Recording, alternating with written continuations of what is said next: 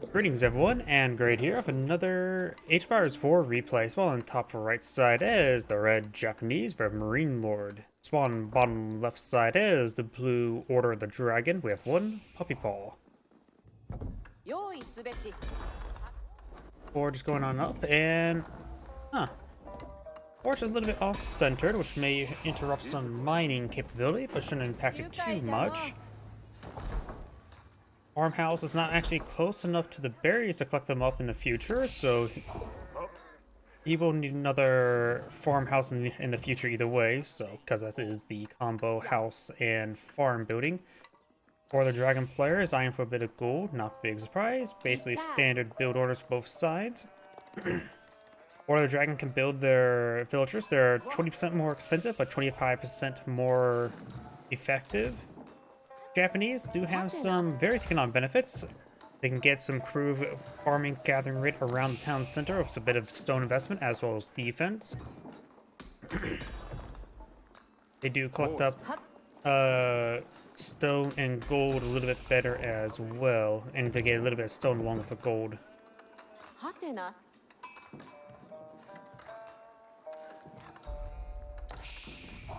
We do have a little bit higher carrying capacity. We do have the Kura storehouses being deployed on out. The Kira storehouses allows them to automatically generate farms around this, which does combo well with the daimyo manor. This way he can generate free farms, and if once he gets a little bit of stone, he'll get the free daimyo manor. Relatively free daimyo manor with the gold collection.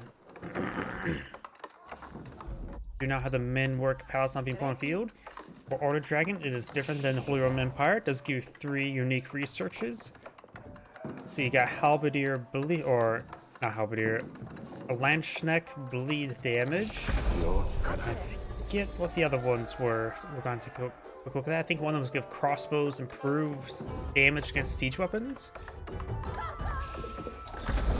Let's see, Gilded Man at Arms take less damage if they're below 20% health. Not really that great, but it's dirt cheap. Dornhow, give Landschnecks a Halberdier weapon, which gives them bleed damage. And the Gilded Crossbow does improve crossbow damage versus siege, and that's damage simply not high enough for it to make any sort of impact. Second town center being blown up by the Order of the Dragon, so he will get some great village production. We also got stone being clicked up by the Japanese player as well. He may be eyeing for a second town center as well. Red and blue are carrying off these deer, spreading out. Very nice.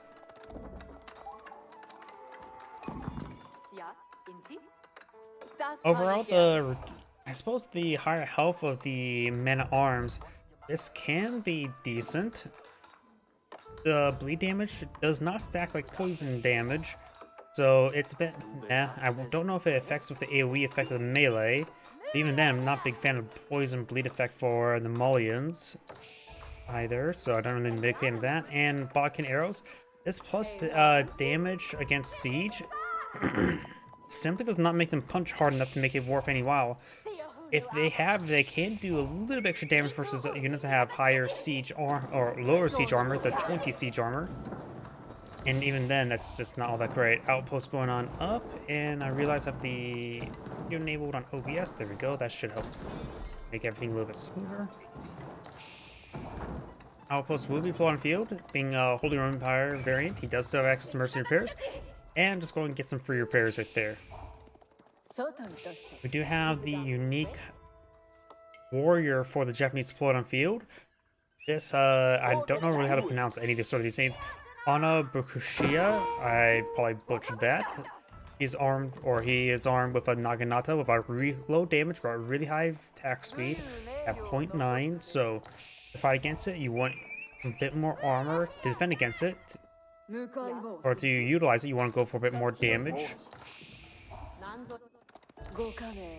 Overall, I've not been too impressed by these, though they are 80 resources, so they're pretty cheap.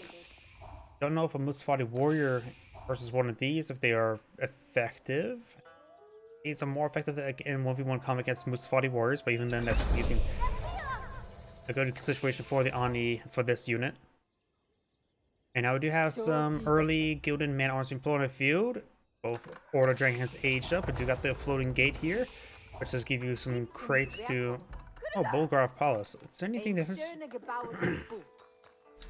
Oh, Bulgarov Palace. 30% faster and 30% cheaper. That's actually pretty good, seeing how expensive their units are. Floating gates give you some these scrolls. I'm trying to click on it. Shinto piece can pick it up, put in various structures and either improve production speed. If put in the house, let's give you a bit of food generation. I was wondering how the Bulgar Palace works with Order of the Dragon. Looks like I got that answered. Cheaper mana arms would be very nice. Their base cost is 240, same as a knight. Their damage right now is, it says sword, but that looks like an axe. I don't know what weapon pulls out. Now it has a sword out. As you can see, the damage is good, attack speed's good. Force damage is above average. 4/4 armor. So it is a good unit, but with it being 30% cheaper, gold cost is very little. Food cost is still a little bit high, but 168 is not bad for a gilded swordsman. Gilded spearmen are it almost gets it gets set down the men arms cost, and gilded landschneck is still pretty high. You're not got the Onimusha not pulled on field. Onimusha are the Japanese alternative to anti-heavy. They do bonus versus heavy. They're basically a mounted crossbow without being a crossbow. They're very mobile. They're very good at what they do.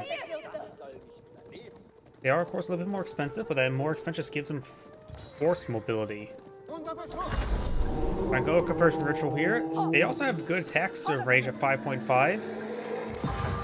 That was cutting a little bit close, honestly, but it does kill off the prelate there.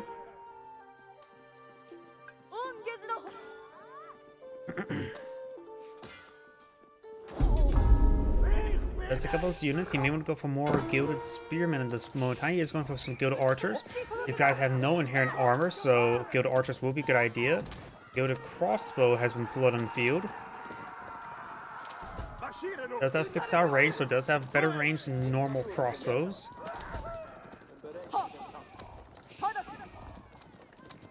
And these two units are taking quite a bit of damage. Excuse me. Next side has been captured up by the Order of the Dragon. Now going for his up veteran gilded archer. Pumbaa getting stabbed. Pumbaa does score one of the villagers, however. We got an outpost here, armed with an arrow slit. Men arms pushing way forward. He does get the golden Kusier to get reduced damage if their health below 20%. And he actually garrisoned the tower here, which actually doing some good work. These guys do not have a whole lot of health, so regular archers will do quite well versus them. Sure, they have slightly more range than a regular archer, but this still is, of course, the wind up and cooldown time. You now have a mounted summery to pull on the field, basically a lancer with the block effect. Hardened samurai research now on the way. Pair of archery range is now being pulled on the field.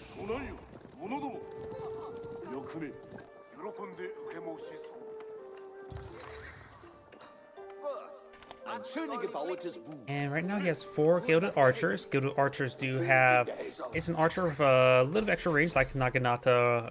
Those Naginata, or not Naginata. Those mounted archers. They also have good attack speed, bonus damage light melee. Overall, they're just a archer with a really good attack speed. Any unit in this situation, their base damage is also the same as longbow as well. That 10 base damage, so they can hit the armor of samurai a little bit better. This outpost does have now emergency repairs activated there. This mounted archer does draw some ire. And now we do have the old Adachi. I don't know how to pronounce it. sort of name in this game. Makes your samurai deal +4 damage against infantry.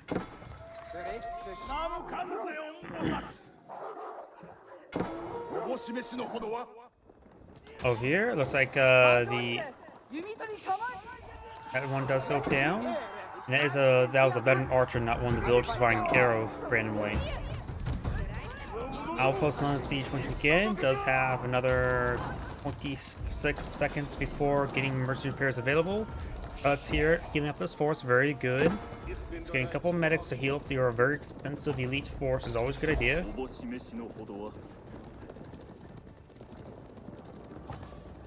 And now the samurai are armed with a proper sword.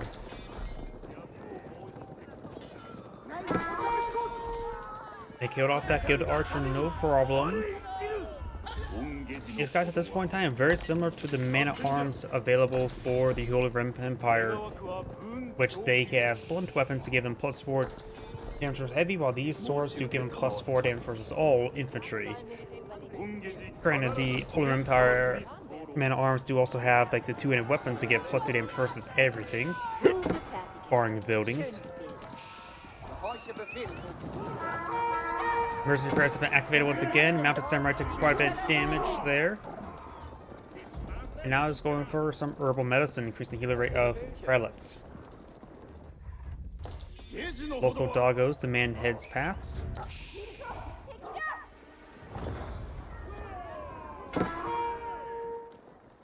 Oh, here, Scout, we're seeing a bit of fire.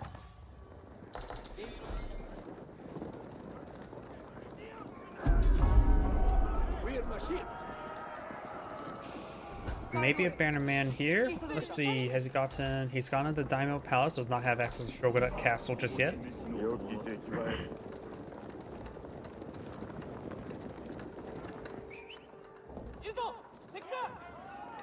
Blue's now push his way forward. There's an exposed villager. We've got a good number of barracks here. He doesn't have anything queued up at the moment. Doesn't have enough food for it. We got some sort of ability being activated there. I'm not sure what that is.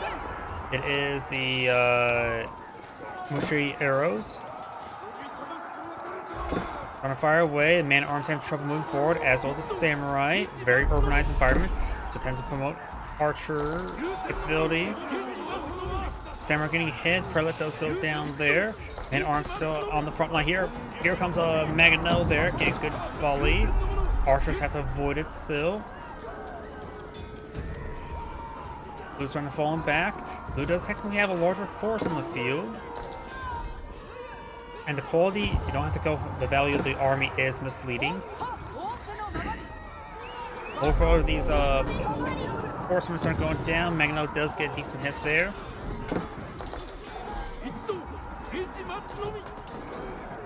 Good setter step there. Blue's army is starting to get whittled down. Needs more of a front line. He's trying to get some Landsknechts as well as some more man-at-arms. I wonder if he has access to bleed.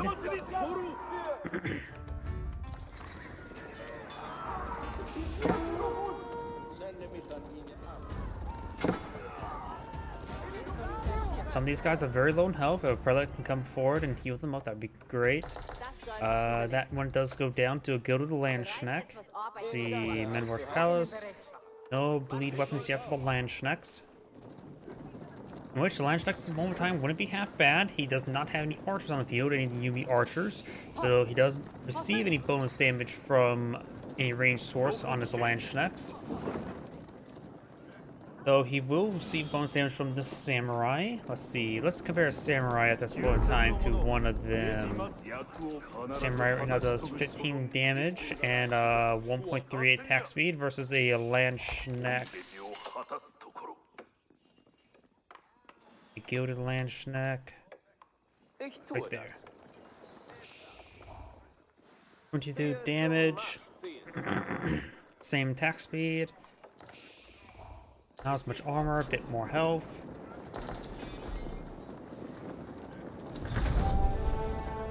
All 6 sites have now been captured by red. We've got a line of palisade walls.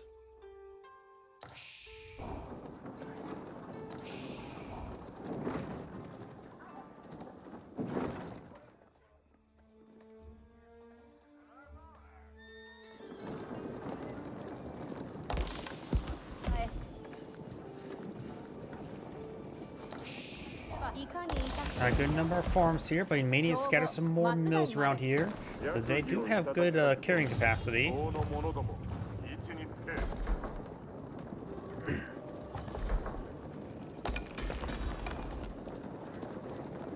Oh, apparently you can throw those things into blacksmith to get gold, and it looks like it's providing 75 gold per minute, which is actually pretty good. So the more you can work on this thing, the better. If houses provide food, if forts provide gold, does it mean if you put on a lumber camp, it provides wood?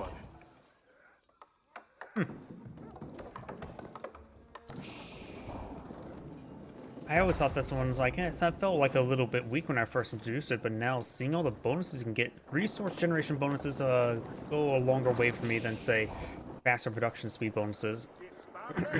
And the faster and the resource generation, just give enough time, seemed pretty good. The thing as well, those crates do just drop on the ground, so you don't have to immediately pick them up. Oh boy, he is not eyeing for any drop-off location. Okay, there's a farmhouse there for some drop-off. But he really wants this to maximize. To be fair, when it gets fully upgraded to the Shogunate Castle like it is, it will give him access to plus 75 collection rate, which is absurd, even better than even English's farming bonuses.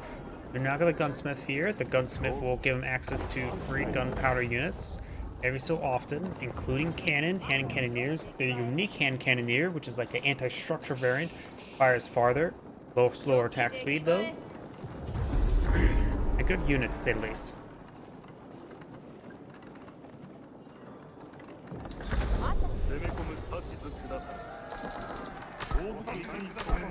And I was going out and deploy out those hand cannoneer variants I mentioned earlier. March way forward. Magano rolls a miss, rolls a small hit. Running gauge there. There's a good number of siege weapons here. Another good hit there. Shogunate Castle on firing rate. Those rockets do point a single target damage, not AoE damage. Good number of archers have taken some hits there. He does have some crossbows here. The crossbow's getting hit now. Oats 2. However you pronounce it, still getting some good damage on in. They do also are quite well armed, I realize, as well. Samurais are breaking off way 4. The Horde of Dragon player still has a large military force in the field, by having trouble versus the samurai.